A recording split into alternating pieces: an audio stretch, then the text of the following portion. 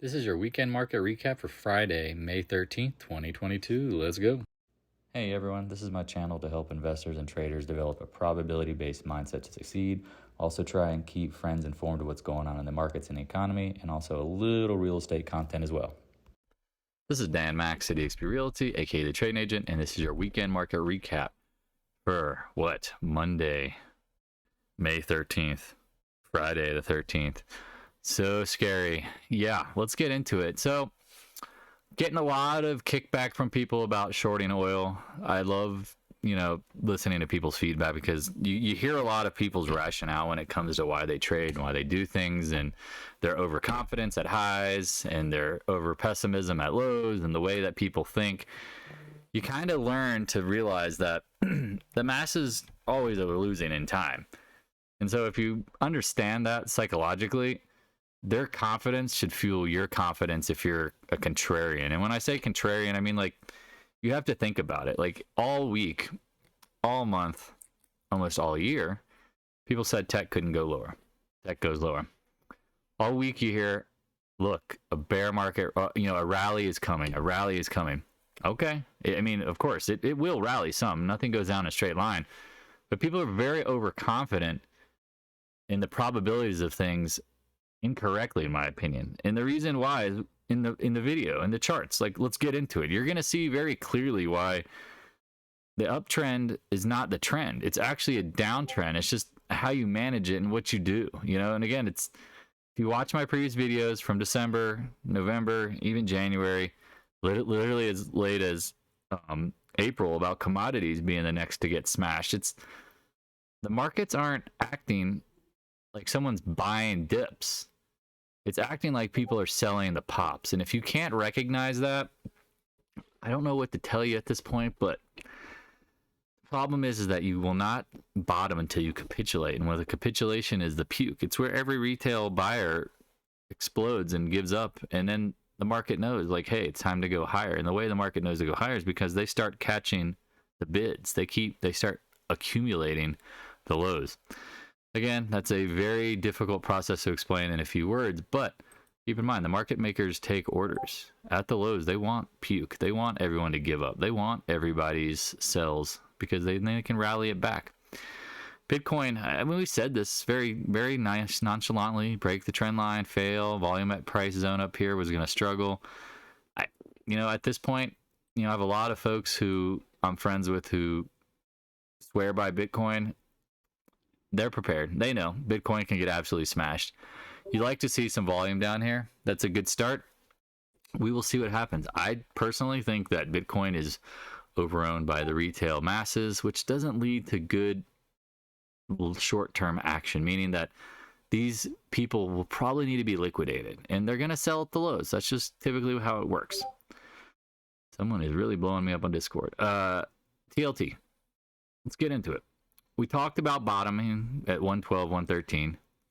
Said probably at the lows from 2018, and it did hold, clearly. I mean, it's the double bottom. However, we played some up, unloaded it. I warned people yesterday the 20-day was probably going to be resistance because what is it? It's the old channel. It's a retest. It's really that easy. And, people sometimes overcomplicate things, but what is resistance or support becomes resistance. So we don't anticipate V bottoms because most times nothing's a V. So the retest is set alarm under 115, 114, whatever price you think you could start buying at, set that alarm. I think you will get back down at some point towards the lows. I don't know the exact price. Please don't ever try to pick exact price lows. You don't know who is the last buyer and the last seller. If you nail an entry on the exact price at the top or the low, consider that lucky, not good, because you can't really pick tops and bottoms. I mean, you can based on levels at times, but the confidence level is hard to generate because you can't be the person. You're not the market maker. You don't know who's selling. You don't know who's squeezing. You don't know anything. You're just trying to anticipate. So give yourself ample room to be right or wrong on a particular trade. Meaning, like, if you want to get into, say, a buy or a sell, give it a few, pennies, give it a few dimes to, on the right or wrong side of it to be confirmed, because exact price, I mean, this is a game. Do not bring a ruler to trading. Do not bring a ruler. It's not that exact. The dollar, we've talked about this. It's breaking out on the monthly. You know, today it was down, but look at the monthly. Like, this isn't bearish, y'all. It's building momentum. The volume is increasing as it's going higher. Feels more like kind of this move is coming. Where do we end? I mean, I think 29. But again, keep in mind, the Fed's like a strong dollar. As the rest of the world is devaluing, it brings people back to the dollar as the reserve currency. I have no doubt that they kind of like this action because it puts everybody, what? Back in a position to king dollar again. Rely on king dollar. The VIX, what did we say?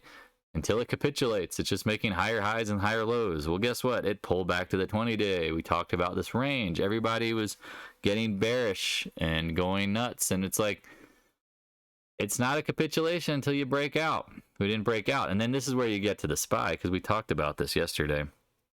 It's on Twitter. It's all over my social media. We hit the channel lows. And one of the things I said is if the channel lows hold, then you should bounce. But the final move will be a break of the channel. Just don't get that twisted. When I mean, and well, I mean, you can show it on Tesla later. And I can show it to you in other places, like especially TLT, for example. Like once you break out of the channel, that's usually the blowout. Meaning, like here, look at TLT. Here's a reference. You know, you're channeling nice and smooth, and boom, that's the, you know, this like action ends up being like the final capitulation. It's really easy to see with Tesla, because I think from the weekend you need to see these examples so they really permeate your brain. Ooh, Tesla had a nice sweet up channel, and then boom, that was the top because it was a straight line move. So now we, oh gosh, sorry, we go back to the SPY. We look at the SPY, and what do we think? Here's your channel, and the last move is a liquidation straight move down. And where do we think it could get? I think 350 is a pretty reasonable number. Let me draw the, you mean, you've got the fibs there. Let me just draw the circles, the blue. I think this would be a perfectly fine blowout, because keep in mind, last time we had a blowout during COVID, we went way below. We went actually to the 100-month, which is way down at 284. I mean, people don't realize how big of a bubble this is in the market. And so the Feds really don't have a desire to hold up the market, because near term they have to get the rates up. Like, if they're such a cookie, man, they're in such a conundrum. I mean, QQQ, that's another topic for later. We broke below support. We're bouncing back into what I would now consider resistance. You know, one day doesn't make a trend. I know Kramer said everything's fine today, but I've warned people. I said, what are we making? Lower lows and lower highs. And once we broke the 20-month, it's game over. And you haven't broken the 20-month since forever. I mean, you've technically broken below it and closed back above it, but notice what's happening. We closed below it significantly. Like, this isn't bullish stuff, y'all. So, I mean, if you are annoying my board or myself with this, you guys are too pessimistic BS, well, there's a reason I'm bearish. I mean, the evidence says to be bearish. It doesn't say to always short. No, don't get it wrong. We talk about oversold positions get bounces quickly. It's just not even worth going long at this point. That's what I'm trying to explain. Like, wait for the pops to short. So, or if you're long and you haven't sold anything, your exits are on the pops. So, but maybe people will do it, maybe they won't. IWM talked about the same thing, like oversold, got back exactly to the COVID highs here in 2018. You saw it here. Not surprised it bounced a little. Now, again, to me, it gives me more fuel to think that the capitulation is coming later, because you didn't wash everybody out. Everybody's expecting a bounce and buys a bounce. Is that really a bottom? Ask yourself that. Is that really a bottom? Just like at the top, when they blow it out at the highs, everybody's bullish. That's the top. If it's not everybody's bullish, then it's probably not the top. I mean, we can talk about Tesla again and just bring an example, because this will be more of a learning video as well. I mean, I talked about this. I did a video on Psychology 101 and risk management and said, if you're not selling this action, you are incredibly greedy and also not aware of your own surroundings. Like, this is the blow off. Like, that's a peak. Now, to flip this thing upside down, and that's what you look for in a bottom. It's really that simple, man. The GLD. I mean, I have to commend myself for warning people to just leave it alone. When we said once they hit the 2011 highs, go watch the previous videos, and it failed, you got issues. And every along the way, people said, hey, Dan, you love gold, you love silver, you buying it? No. The seasonality sucks. I'm sorry. I know long term it's a big cup and handle. I'm not oblivious to the facts. But I could see a chop fest. I mean, you could see a total chop factory for as long as it needs to take. I like gold long term, but I'm not buying it just to buy it because I know what happens. The prices can get much lower than what people expect. Silver, same thing. I love silver. And I said I loved it in the no-brainer buy zone, but I'm not buying it. Again, you pull out the monthly, and what do we notice? The biggest moves are preceded by monster bear traps. What if this is a monster bear trap? And then boom. That's what I'm looking for. That's what I'm waiting for. I will gladly warn people when I see it. Hopefully I'm ideally at the computer at that moment, or someone else will do it for me. GDX, same thing. Hey, I like it. I've been saying, like up here, I was saying, guess what? When it comes back to 29.30, we'll reevaluate it. I don't like it. Again, the market hasn't capitulated. You can't spell capitulation without an oil crash. And we have not seen an oil crash. And that's what markets do at bottoms. So if GDX is already down here, maybe it doesn't crash as much. Maybe it chops. But I'm just telling y'all, at this point, just leave it alone. Like maybe it turns into this. And if it does, do you really want to own that? No, there's better trades out there. Same thing, GDXJ. Do you really want to own that? Thank God it bounced. It hit one of my resistance or support zones here in this green, and it bounced. Awesome. Do I want to buy it? No. Now, again, people are going to be like, Dan, you're at the channel low. Okay. I'm just telling you, like, keep in mind, like, capitulation. This was the COVID stuff. It went from 46 all the way down to 19. We're still at 37. We haven't capitulated in my mind. So if we haven't capitulated in my mind, do I need to buy it? No. And again, if I'm wrong, I'm wrong. I'll buy in later, but the risk isn't the reward. AG. I mean, everybody knows I love AG. Everybody. But again, we talked about this at 1450. Like, this was a major problem to me. And what happened? Boom. Now, do you want to buy it? I don't want to buy it. I just don't. AEM. I mean, it's the same thing. Like, hey, I'd love it down at 45, 46, but until the market capitulates, this stuff can... You see these long wicks? I'm trying to paint a picture here. Like, they can definitely happen. And 39 versus 30 is a big price difference. Keep that in mind. Like, that's a huge price difference. Do you buy in at 39 versus 30? Do you really want to be the first one to pick the bottoms in this action without a capitulation? I am warning folks all day, especially my gold and silver friends. You're in trouble. You're in big trouble and you don't even know it. The fives, I like this company. I think you get bought out. The only reason why I'm buying is because you literally can't go much lower. With 500 shares, I am probably going to be wrong. It'll get back to like 3 or 4, but for 500 shares, I'm not going to really get too, what's the best word to describe it? I'm not really going to get too worried about it. A loss is a loss. I get it, but it's not the end of the world. Like I look at the risk of the upside versus downside at this point because it is closer to 5 than 30. Like 30 down to 5, I'd have a worry, but 5 down to 3, I don't really care that much with a couple hundred shares. Keep in mind, if I had to buy something that's $30 a share, every 100 shares, $3,000. This is 500 shares for 2,500. That's basically what I rounded. I mean, approximately what it is. I know what my downside is. You think I haven't lost $1,000 before? No, I'm not concerned. I mean, again, it's a feeler bet. That's how I look at it. And obviously, I have not seen anything to feel in more. People don't see that. Whatever, that's fine. I'm not perfect. I do like companies sometimes, and at certain prices, I do the same thing that what gold and silver people are doing. They're literally buying and going all in. I just dabble. Irrationally. Because again, I don't know NFGC down point, but I do know it is a buyout target. It absolutely is a buyout target. So PAAS, same thing. Like I loved it down here around 2021. We talked about this constantly. Like I would have, if future past Dan would have known we're here now, but this action, he would be like 9 out of 10 times buy it, but he's not. X, I talked about this today, saying you got to be careful. Do not pick the bottom because all the material names have not blown out yet. Oil hasn't capitulated, neither is X. We're going to run through them all very quickly. VALE, same thing. I mean, I like it here. Glad it's bouncing, but it doesn't mean it's not going lower. CCJ, man, I got so many people about uranium, like, see how to buy the channel low. I will bet you a lunch, I'll buy you a burger. And that's a genuine bet that this will retest, stop, or it will go lower when the capitulation happens. If that's the case, congrats, bulls, trade it. But, I mean, I wouldn't marry it. I would not marry it. Arrow. Talked about loving this in the 13, 12 range. Getting down to some interesting price action. But the market hasn't capitulated.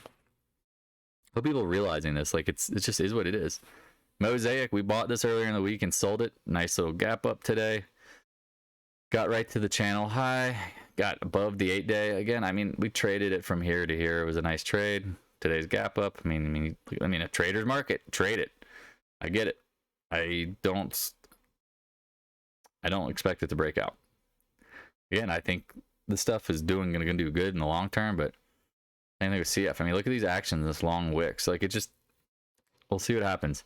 Let's get into the dirty tech world, because everybody just wants to buy tech. Like, they never realize a bull market in tech is over based on the action, but they're gonna get real excited about buying.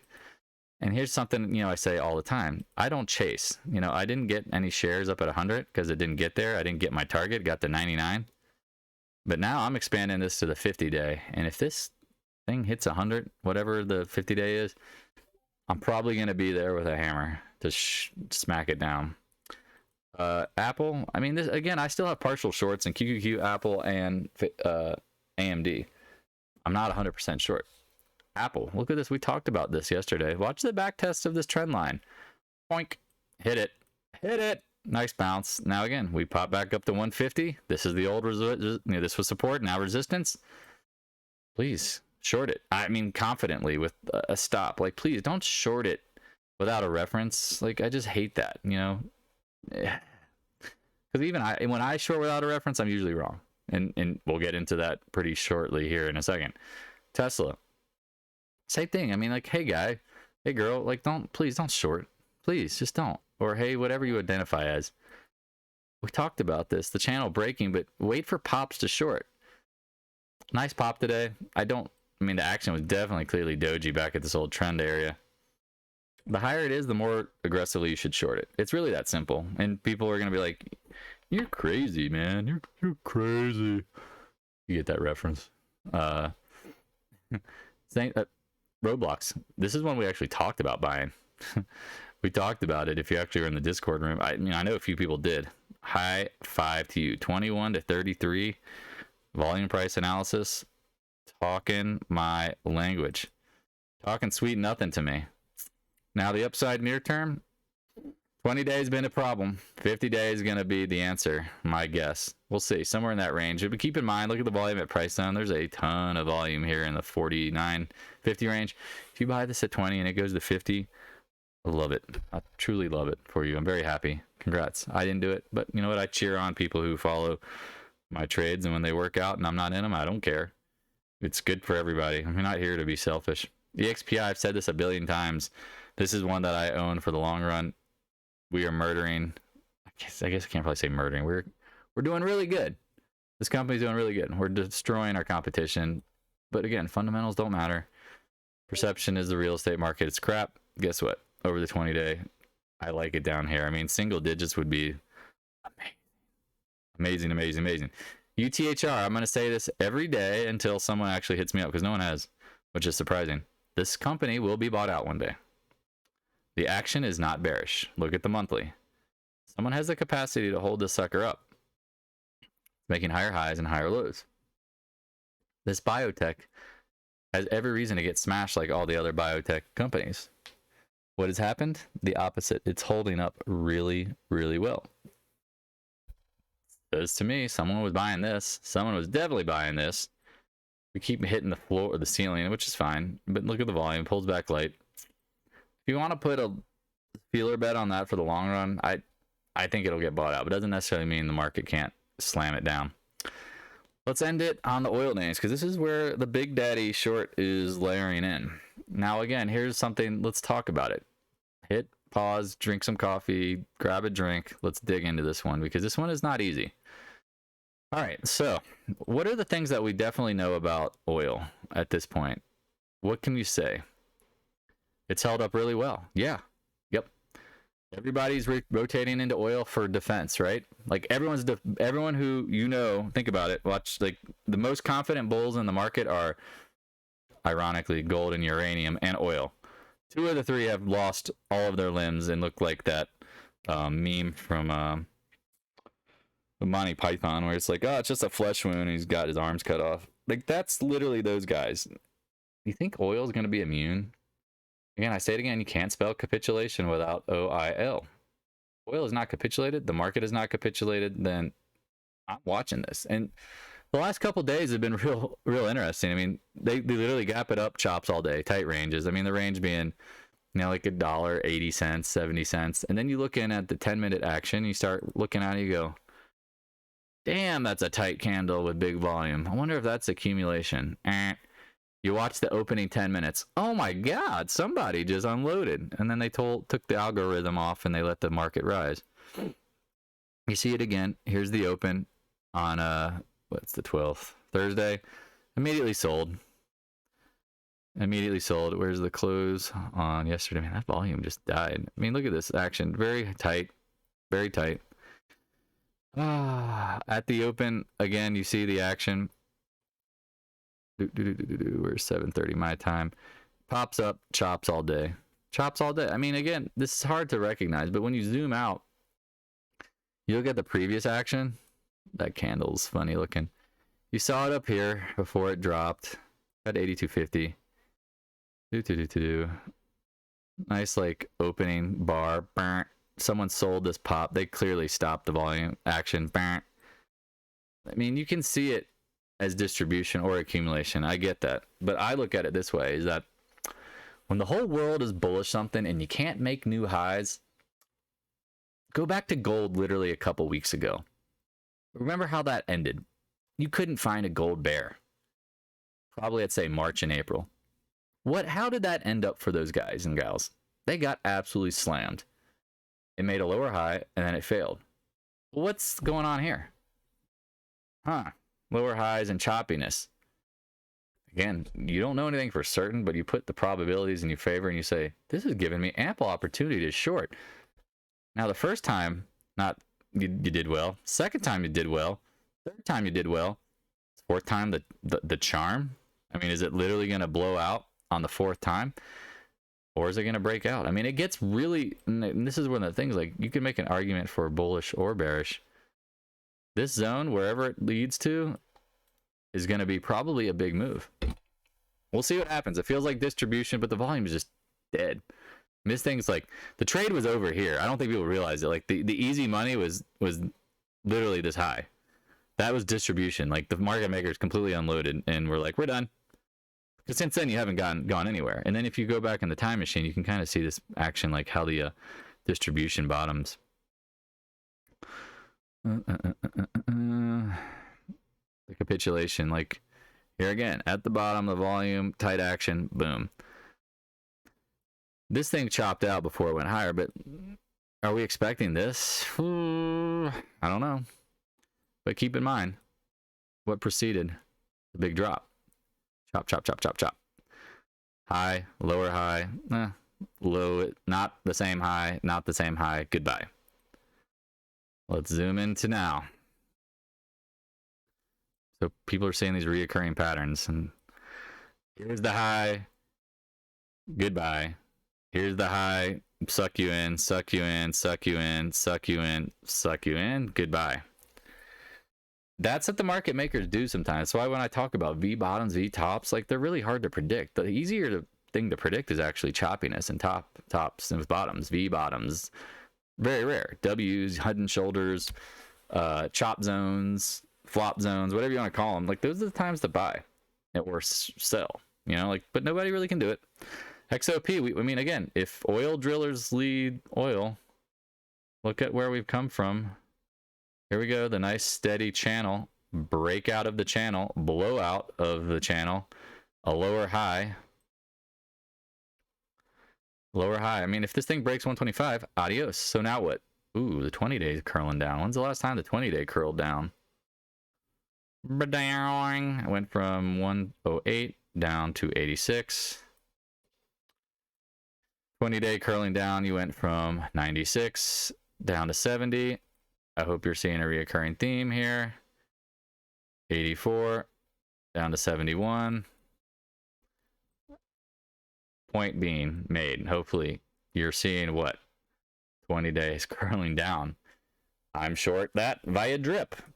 Now again, drip is not a long-term hold. It's a great swing mechanism because when this thing flips, like this example went from 43 up to 60, do the math, that's a 50% gain.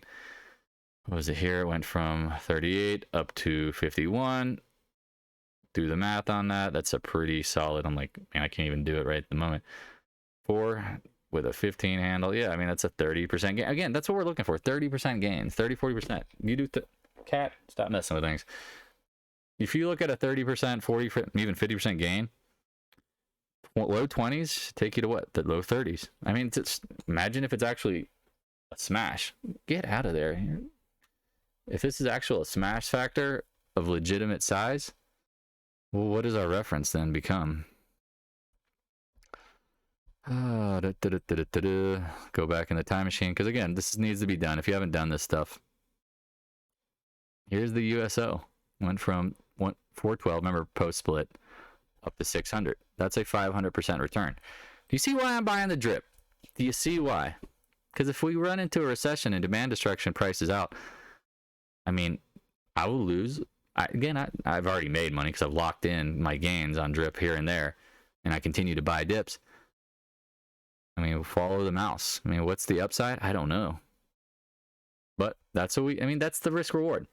Let's end it on ExxonMobil because a lot of people are shorting up here. And please be careful. I mean, this is, again, sloppy, choppy action. Here's the distribution, like game over. Here's the lower volume retest and pull the rug. Here's the next light volume retest. Showed you guys a bazillion times. Look at the monthly. This is a major volume at price zone. This goes back all the way to 2005. You don't think people who bought down here are looking to sell up here? Or people who held for 20 plus years are trying to get back to even? I mean, is oil really the future? I don't know. I mean, again, these are all questions you got to ask yourself. But is the risk reward there? I mean, it went from 20s to 90s.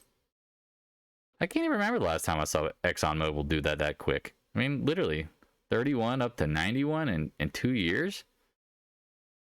That's a pretty strong move. Now, if you think you need to ride it higher, I think there will maybe be higher highs in time. But to me, the risk reward is obviously red alert to get out. Like, be bearish, sell it, let it go, look for dips. And I mean significant dips, like 20, 30, 40% dips, not 5% dips.